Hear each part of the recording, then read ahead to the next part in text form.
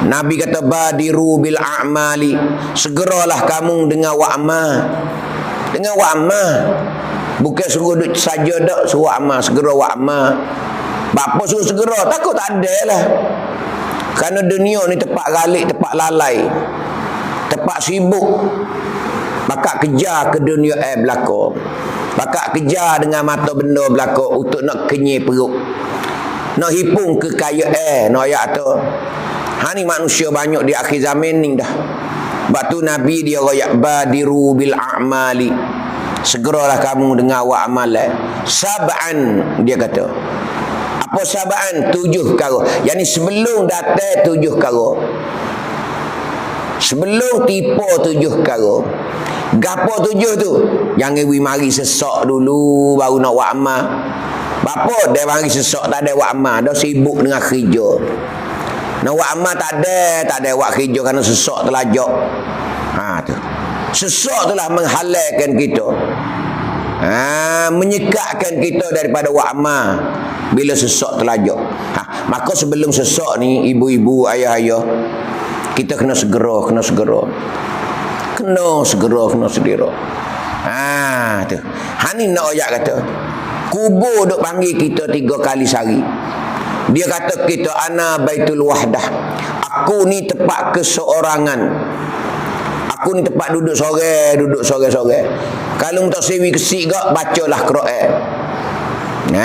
Tak sewi kesik. Biqiraatil Quran, dengan baca Quran. Bila kita baca Quran, moci-moci nak ayat tu. Tu bekalan tu. Baca Quran. Bila baca Quran yang kita baca telah jadi bekalan kita. Apa tu? Dia sebagai teman. Sebagai saing kita dalam kubur esok. Tu nak ayat Quran yang kita duk baca di hari ni. Quran yang kita duk baca di hari ni nak ayat tu sebagai teman kita dalam kubur esok.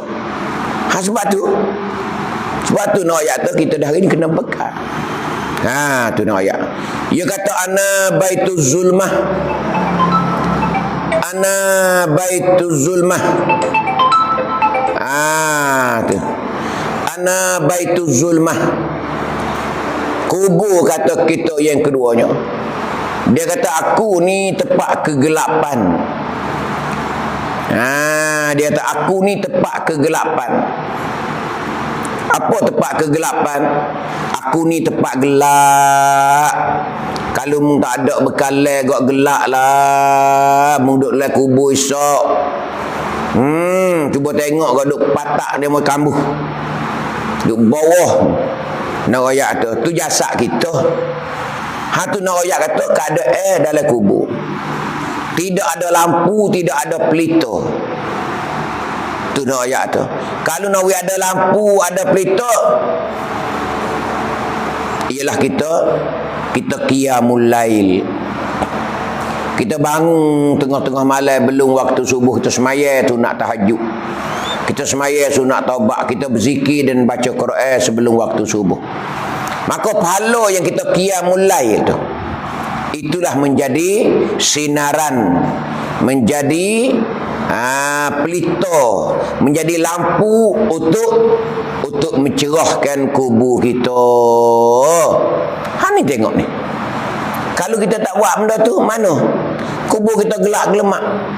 Learning pun cuba kita tak, tengah malam kita tak pasal lampu. Boleh duduk tak kita? Oh, lemah lah. Kalau tak buka lampu, cerah. Tak buka lampu, cerah. Kita duduk tak dunia ni, tak rumah. Kau di bukit, kau di pagar, kau di kebun, kau. Tak boleh duduk kita. Nak duduk dalam gelap tak boleh. Apatah lagi kita berada di alam barzakh. Kita berada di alam kubur. Kita berada di alam kubur. Ni lebih-lebih lagi nak ayat kata. Sebab itulah di hari ni kita kena berbekal.